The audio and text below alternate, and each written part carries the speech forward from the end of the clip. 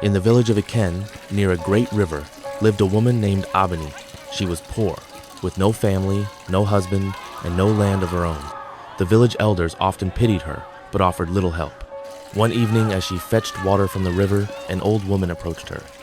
"You are beautiful," she said, her eyes filled with knowing. "The river spirits have seen you. They have chosen you." Abeni frowned. "Chosen me for what?" The old woman handed her a golden bracelet. "Tomorrow night, wear this and go to the river.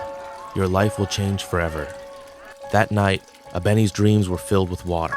She saw a tall, handsome man with skin as smooth as the river's surface and eyes as deep as the ocean. His voice echoed in her mind, "Come to me, Abeni. I will give you everything." The next night, she did as the old woman instructed. She put on the bracelet and stepped into the river. The water parted. A golden palace shimmered beneath the surface. Abeni gasped as the handsome man from her dreams emerged. "I am Oro, the river spirit," he said. "Be my wife, and you will never suffer again." Abeni followed Oro beneath the water and into his palace. There, she was dressed in silk, fed the finest foods, and adorned with gold. Servants waited on her, and she wanted for nothing. But there was one rule: you must never leave the river. The word above is no longer yours.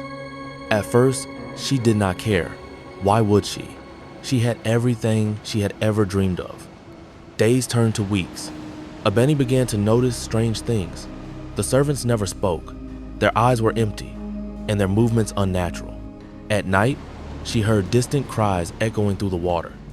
One evening, she followed the sound and found a room she had never seen before. Inside were dozens of women, their faces pale, their bodies floating lifelessly in the water. Her heart pounded.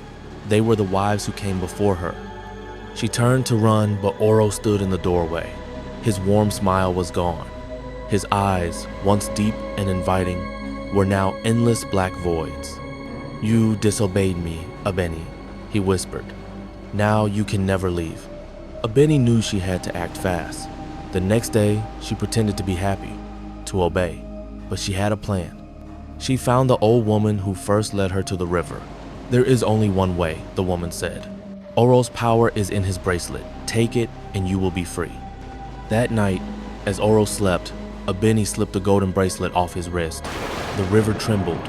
The palace walls cracked. The spirit screamed. Abeni ran. The water tried to hold her back, but without his bracelet, Oro's grip on her weakened.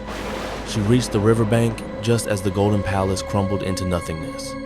Breathless, she looked down. The bracelet had turned to dust in her hands. The village found her by the river at dawn, soaked and shivering. No one believed her story, but the old woman smiled knowingly. "You are free now," she said. "But remember, when something seems too good to be true, it usually is."